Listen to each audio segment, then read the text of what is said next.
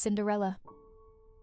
Once upon a time, there was a happy family, a kind father, a loving mother, and their sweet daughter, Cinderella. She was always cheerful and brought joy to everyone around her.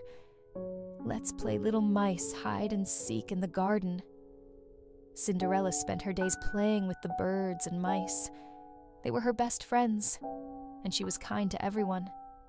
But one day, her happy life changed. Her mother became very sick and passed away, leaving Cinderella and her father very sad. A few years later, Cinderella's father married again.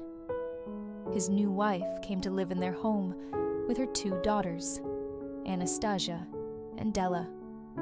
At first, Cinderella hoped they could all live happily together, but her stepmother was unkind, and her stepsisters were selfish and lazy.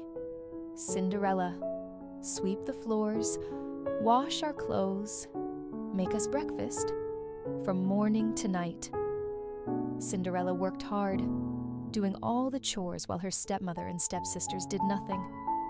They treated her like a servant. One day, a royal messenger arrived at their house with an important message. The king invites every young lady to a grand ball. The prince will choose his bride. This is our chance to marry the prince. Stepmother, may I go to the ball too? She's only good for dancing with a broom, but the letter says every girl is invited.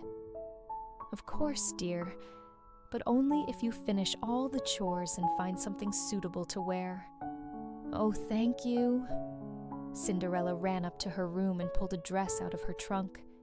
This was my mother's dress. Isn't it lovely? It just needs a little decoration. The mice watched as Cinderella's face lit up with happiness. She'll be the prettiest girl at the ball. Yes, so pretty. Cinderella gathered her sewing supplies.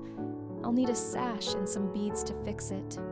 Just then, the stepmother called out, Cinderella! Cinderella, come here. Cinderella hurried downstairs, washed the floors, dust the drapes, clean the windows, and finish the garden. But I washed the floors yesterday. Then wash them again. Go now. The mice felt sorry for Cinderella as she rushed to complete her endless chores. Cinderella, do this. Cinderella, do that. She'll never have time to fix her dress. Poor Cinderella. That evening, it was time for the ball. The stepmother and stepsisters were ready to leave. Oh, Cinderella, you're still not dressed? What a pity. You'll have to stay home. The stepmother and stepsisters started for the ball, laughing as they prepared to leave. Cinderella climbed the stairs to her room, feeling heartbroken. What's a royal ball anyway? It's probably boring and completely wonderful. Heartbroken, Cinderella ran to the garden and cried, It's just not fair. I only wanted to go. There's nothing left to believe in. Nothing. What is happening? As she wept, tiny sparkling lights began to appear. Look at the lights. So pretty. The lights grew brighter, swirling and shimmering until they formed the shape of a kind-looking woman holding a wand. There, my dear. Why are you crying?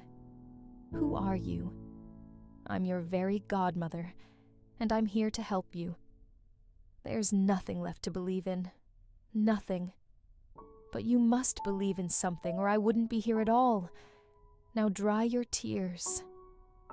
The fairy godmother gently patted Cinderella's head and looked around the garden.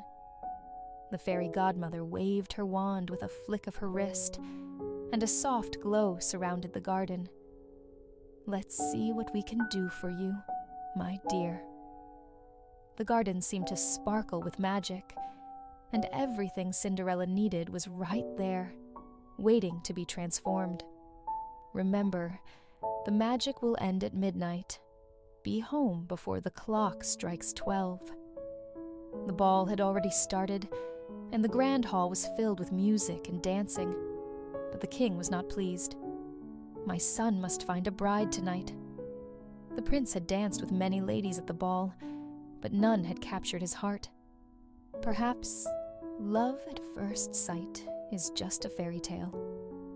Just then, Cinderella arrived at the top of the grand staircase. The room fell silent as everyone turned to look at her.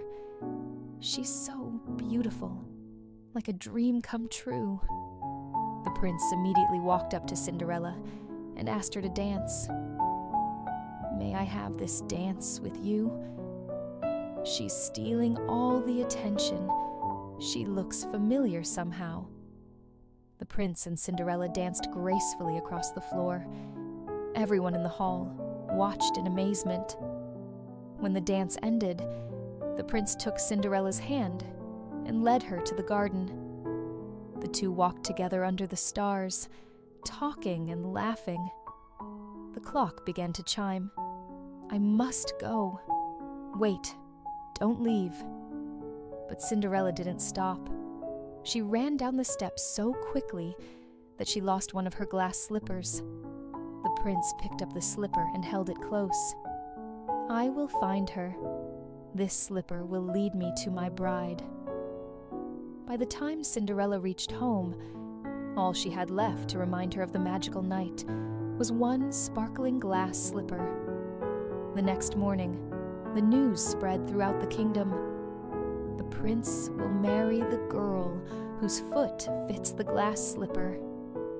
Oh, this is wonderful news. Cinderella's heart fluttered with hope. But her stepmother noticed the dreamy look in her eyes and grew suspicious. "You'll never marry the prince."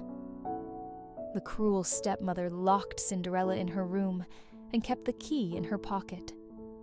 Meanwhile, the Duke arrived at Cinderella's house with the glass slipper. "The prince has ordered me to find the girl whose foot fits this slipper."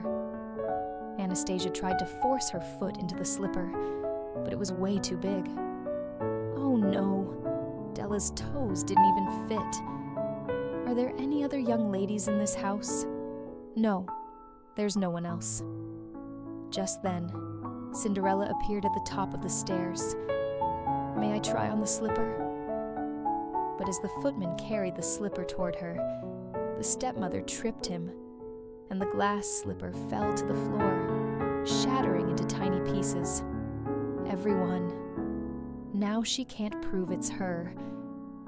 But Cinderella reached into her pocket and pulled out the other glass slipper. "I have the other one." The Duke carefully placed the slipper on Cinderella's foot, and it fit perfectly. Impossible! How can this be? The glass slipper turned into a sparkling magical light. She's the one. Cinderella and the prince were married in a grand celebration. Her dreams had come true, and they lived happily ever after. Remember, with kindness and courage, anything is possible. Keep dreaming big. Don't forget to subscribe for more awesome stories and adventures.